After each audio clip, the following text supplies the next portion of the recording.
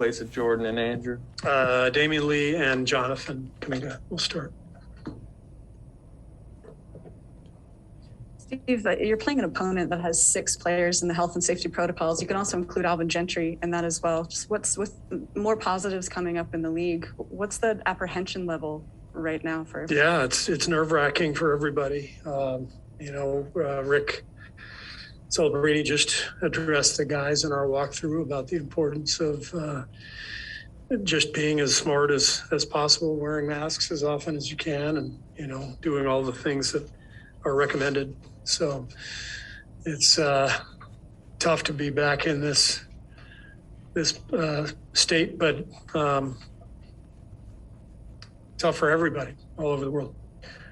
What's this stretch of importance for Kuminga? I mean, you're starting him at the 3.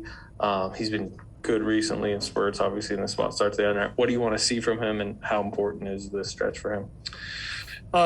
We just want to see continued growth. We know that his development is a long-term process. It's not, this is not, wow, he had 26 points in Toronto and that's what we're going to see every night. I mean, it's going to be up and down, and he's got so much to learn. And I'm really pleased with the way he has progressed, and with the process itself too. I think it's been very healthy for him to earn minutes, occasionally play big minutes in Santa Cruz, occasionally sit and watch. I think it's all been a very organic process, and he's handling it beautifully. He's really a good young man, and just quiet but thoughtful, and truly wants to get better, and he's putting the work in.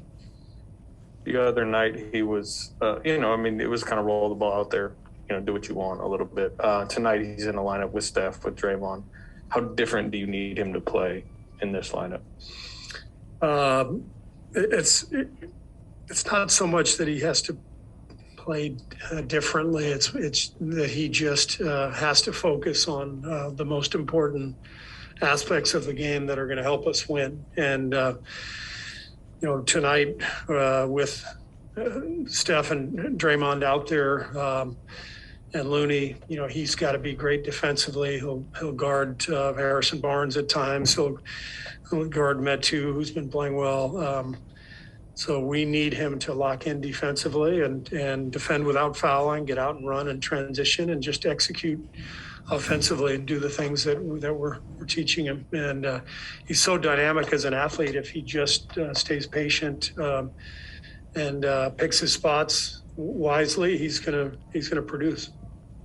Steve, the other night, Jonathan talked about how he used the phrase, I'm being a sponge, like 3 or 4 different times.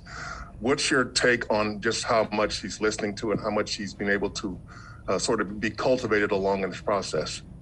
He's been really good. We have a lot of coaches on our staff who are really, dedicated to helping all our young guys. He's done a good job of absorbing it, of not losing faith when he doesn't play. I think I've said this to you guys, but it's got to be tough, when you're the 7th pick and pretty much every other pick in the top 10 is playing a ton. And I told him after the game the other night, if we were a lousy team, you'd be doing this every night. You'd be on the all-rookie team, and you'd score a bunch of points, and everybody would say how great Kuminga is, but you wouldn't be learning how to win. And we're trying to keep that in perspective for him, that the value of learning from Draymond and Steph and Clay and Andre is actually worth a lot more than rolling the ball out and playing on a bad team. And so even though it's undoubtedly frustrating for him at times, he's got a good perspective, and we try to remind him of that fact, that he's learning from winners, and that matters.